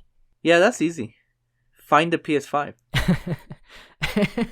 I'm kind of joking, first but that, just straight up, firstly that. Yeah, I'm kind of joking, but not really. I mean, it's hard for me to get excited about stuff that's coming out if I can't play this stuff, and I don't know when I'm going to get a PS5. So what's going to happen is I'm going to get frustrated because all these wonderful titles that have come out and are coming out, if I don't get a PS5, I can't play them. So that's the first thing that needs to happen. And, supply needs to improve. I was just going to say, so everything else after that, you're just like, finally, now I can get excited. Yeah, that's kind of the, kind of like the icebreaker, right? Like, once I get a PS5, then I could start focusing on what I'm going to be excited for when I do have, that makes sense. It's hard. You're kind of putting the wagon in front of the horse, in a sense. Yeah, I feel like it feels one-sided right now with me having one right now. So it's like, I'm all like, oh, yippee for me, yeah. Yeah, but it's not for lack of trying. But okay, let me give it the old college try, right? Definitely excited for Ratchet and Clank, even though it's a series I've never gotten into in the past. Even though it's really, it's an acclaimed series, and it's odd because I'm a huge platformer fan. But the fact that you're so, what's the word, insane about this series, is kind of made me want to go and try it out for myself, and which I will, because you kind of let me borrow the trilogy collection for the PS3, so I'm really excited to play that. And then at some point, either me or my grandchildren will get to play the recent Ratchet and Clank on the PS5. We'll see which one. And also, Horizon 2, right? Again, I played Horizon 1. I really enjoyed that game. There's a lot of stuff that was annoying, like the resource stuff I kind of mentioned, and enemies were insanely aggressive. Every enemy wanted to kick your ass in that game.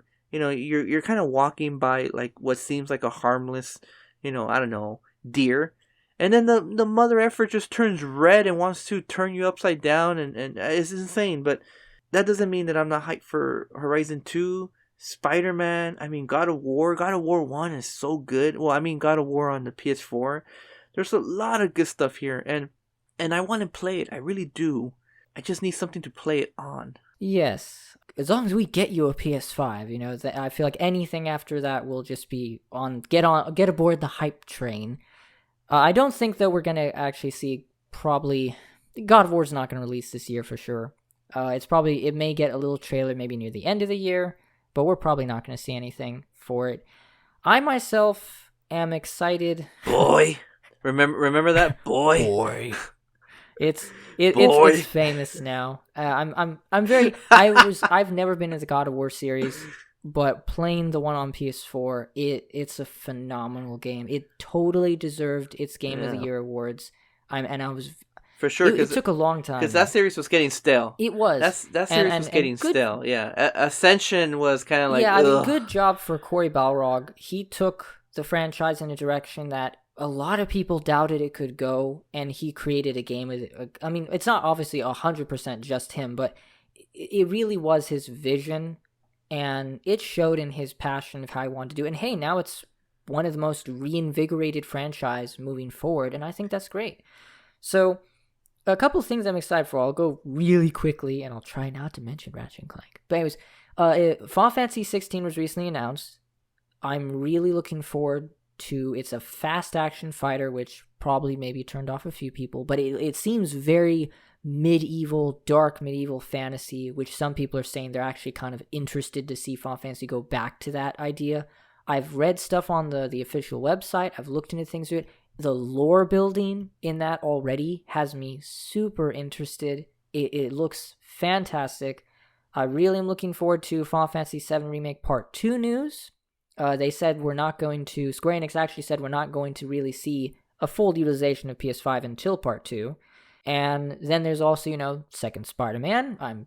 I definitely know that's being worked on right now. As you said, Horizon. I still want to play the first one, but I've got plenty of time before the second one. And then there was that game Stray, which it's not gotten any new info about, but something spoke to me about it. Just a cat with a backpack and going in this weird world of robots. That was something that stuck out to me. Maybe it's because I'm a cat person, but it just looks really. It's by the company, I think, Annapurna, or is it Annapurna?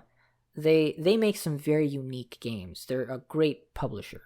So those are just a few things. Also, quick little mention for Joseph. Quick little mention for. They are a great publisher. Oh, what?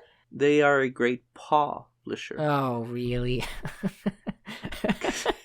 Okay, but come on. Okay. The cat. All right. You just talked about a cat with a backpack, and you missed the opportunity for cat puns. No, we'll just call it, your good amount of dad jokes, and we'll move on from there.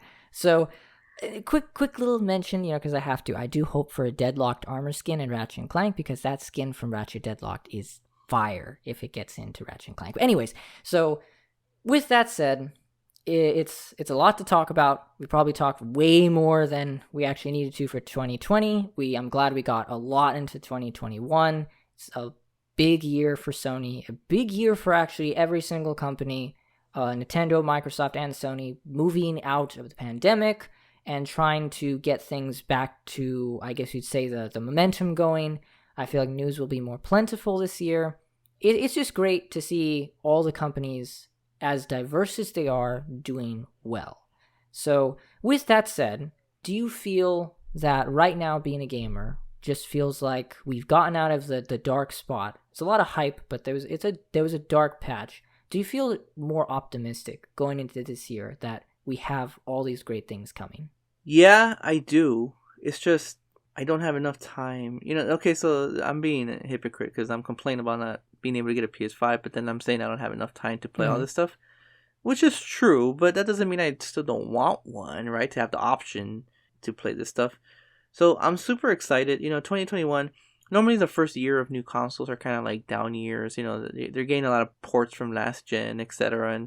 And that still looks like that's happening, but they're really good games, right? And we've gotten to the point where you can release a Gears of War 5 and then make it look really, really nice on the Series X, or you could do a Spider-Man and then make it look really, really nice on the PS5, or Final Fantasy or Crash 4 with next gen upgrades. So it's kind of blurring that line between last gen and next gen, and there's just so much good stuff here on the Sony side, and the Nintendo and Microsoft side as well, that the days of before, Sega versus Nintendo or Sony versus Nintendo, those days are just kind of gone in a lot of ways, right?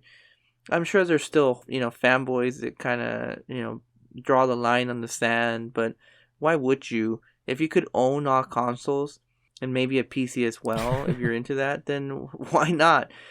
You're getting the best of everything, and you could just pick what you want to play without limitations, which is what I plan to do, hopefully, in 2021. And I also feel that all the companies have been better at just coming together and just supporting each other in other ways that you wouldn't think was possible back then. And I think it's a good time to be a gamer. Yeah, I think so.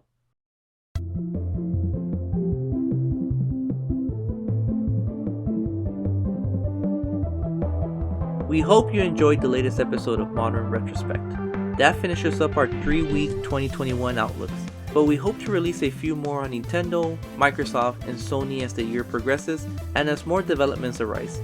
We will now be focusing on releasing a variety of video game topics and game-specific episodes along with some other surprises. We hope you stay tuned. You can find us on Anchor, Spotify, Apple Podcast, and more. If you enjoy our ramblings, please feel free to subscribe, rate us, or leave a voice message so we can hear your feedback on today's topic. We also have our social media links in the notes, like Instagram and YouTube. If you want more retro hits and modern bits, just hop on back. You have a good one. Bye, everyone. Shortly after this broadcast, Yvonne was able to get himself a PS5. We wish you all the best of luck out there.